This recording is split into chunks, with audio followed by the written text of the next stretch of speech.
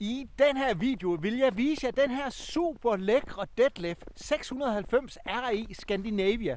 Og hvad er ikke bedre end at nu vi står her, hvor det er rigtig koldt, og jeg har sat varme på den, prøve at komme ind og opleve det her centralvarme, og det er med vandbåren varme, og den har nogle enkelte senge, som kan laves om til en dobbeltseng på en rigtig lækker måde. Jeg synes, det er en super fed campingvogn, og jeg glæder jer til at se videoen, fordi den har nogle rigtig fede detaljer. Den har en egenvægt på 1950 kilo og en total vægt på 2,5 ton, så der skal noget af en bil til, hvis man skal ligge og trække rundt med den. Men det, hvor jeg synes, den virkelig egner sig, det er, hvis man vil bruge den som en fastliggervogn, fordi den har nogle rigtig lækre, ja, en super lækker indretning, hvor man tænker, der har man lyst til at sidde en vinteraften. Men lad os prøve lige at tage den udefra. Den har den her gaskasse, og gaskassen, den er lavet på den her måde, at man tager fat sådan her i håndtaget, og så vipper man bare op på den her måde, og så kommer man ind, og noget af det, man kan se allerede på kvaliteterne, det er jo det her med, at den kommer med alubund. Der er mange af dem, der er lavet i plastik eller i træ. Det her, det er måden at gøre det på. Og heroppe under har de fået sat lidt ekstra udstyr på, dem der havde den for ny af. Der er kommet en duekontrol på, og det er noget af det, man har brug for, når man skal bruge den om vinteren. Så når den ene gasflaske, den løber tom, jamen så skifter den automatisk over på den anden. Og er det så koldt, som det er lige her nu, så er det en god idé. Lad være med at bruge fiberflasker, så kør med stålflasker. Fordi de kan fryse fiberflaskerne, og der er jo brug for lidt varme, når man kommer indenfor. Den har lige fået monteret lidt ekstra udstyr her. Et gasudtag, det synes jeg er rigtig fint. Var det mig, så ville jeg måske lige så gerne have haft gasudtaget over på den anden side.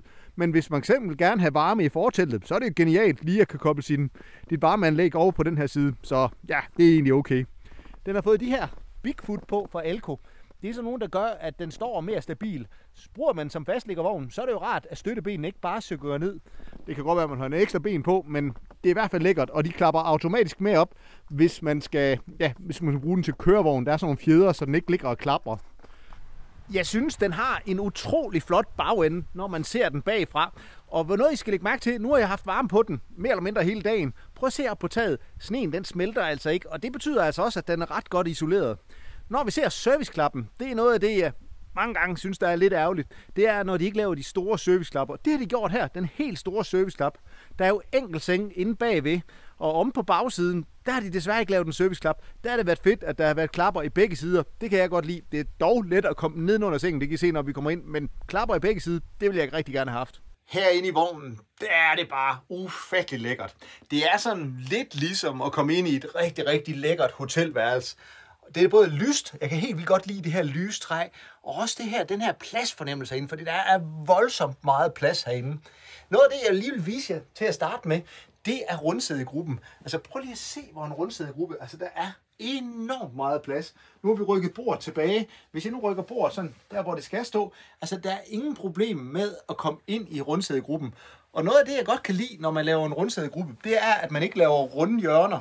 Fordi det, der sker, det er, at nu kan jeg sætte mig sådan her, og smide benene op, og sidde og kigge den her vej, og nu har de et rigtig lækkert fjernsynsbeslag, der sidder lige derovre, det kunne jeg godt blive fristet af. Men hvis jeg nu siger, at det er ikke det, jeg vil, nej, jeg vil sidde og kigge ud over, for eksempel et eller andet sted, hvor man har fået en fantastisk plads, hvor man måske har det ud over vandet, jamen det her, det er ikke helt dårligt. Og igen, man kan sidde i rundsædegruppen, fordi den ikke er helt rund, og når I vender rundt her, på det her, så når I vender rundt her, prøv lige at se her. Kan I forestille jer at sidde her og kigge ud med de her vinduer? Altså, jeg synes, det er kongefedt. Et af de steder, hvor Detlef er rigtig stærk, altså det er på stofkvaliteten. Altså, betrækket er mega lækkert. Det har det her kunstskin, tror jeg det er. Jeg tror ikke, det er rigtig læder. Og så stoffet her. Og prøv lige at se farverne. Altså, det bliver man ikke sådan træt af at kigge på, når i fremtiden. Jeg synes virkelig, det er flot. Og nogle detaljer, de er også gode til, det er, at de springer simpelthen ikke over, hvor gæret er lavest. Altså sådan noget som det her, når man kan komme ind under rundsædegruppen, og I kan se her, der er dobbeltbund hele vejen ind, fordi der er centralvarme i den. Og når jeg så vender rundt herover igen, altså rundt her i sædegruppen her, altså der er der altså også bare rigtig meget plads, og det er let at komme til. Masser af indirekte belysning hele vejen rundt, både nedenunder skaben og ovenover skabene. Og så har de den her lille detalje, det er også noget Knaus de kører med, altså med de her ladestik, man kan lige klikke dem ud, og så kan man sætte ekstra ladestik herop til ens telefoner, hvis man vil det. Der er sådan en skinne, hvor de kører herop, og godt igen med lys herop. Men når vi kommer til at kigge i køkkenet, altså prøv lige at se vores køkken her. Altså, det er voldsomt. Altså, sindssygt meget plads. Altså, her kan man da virkelig stå og lave mad. Og den har, jeg tror ikke dem, der har haft den tidligere, har brugt at lave ret meget mad, men et rigtig, rigtig lækker kogeblus, hvor man kan have en stor pande. Der er en ovn her igen med, godt med plads. Og nu kommer vi til noget af det, hvor jeg synes, det er der ikke ret mange kampvogne, der kan ligesom den her. Prøv lige at se her. Udtræksskab her, hvor vi lige trækker det ud. Og prøv lige at se her med affaldsspanden, der sidder her. Eller små, jeg ved ikke, hvad man skal bruge, men der er nogle små sorteringsaffaldsspanden. Og hvor man lige kan skubbe det hele ind igen. Og det er jo ikke sådan, at de har glemt affaldsspanden over i døren. Den sidder der stadigvæk. Og nu kommer noget af det, jeg savner i mange af de kampvogne, jeg ser. Altså udtræksskuffe her. Udtræksskuffe her. Udtræksskuffe her. Og vi fortsætter bare hen af udtræksskuffe her. Og faktisk også under køleskabet. Jamen der har de også lavet udtræksskuffe. Altså det her, det kan ikke blive meget bedre. Og hvis man tænker, okay, er der her mere? Ja, så kommer der også en lille apotekerudtræk, eller hvad man nu kalder det, udtræksskab her. Der er bare rigtig, rigtig, rigtig meget plads i køkkenet. Nu sagde jeg det her med at sidde og se fjernsyn henne i rundsædegruppen.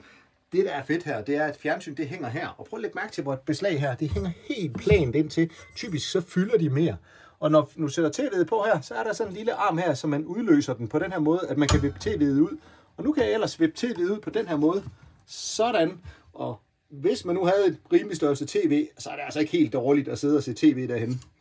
Og man kan faktisk godt, hvis man vil, vende det modsat hen i sengeafdelingen. Det tror jeg ikke, man kommer til at bruge. Men jeg kan rigtig godt lide beslaget her.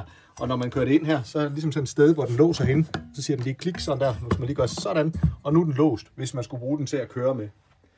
Herinde bagved, også med lys igen, prøv lige at se her, der er simpelthen til at hænge ens tøj.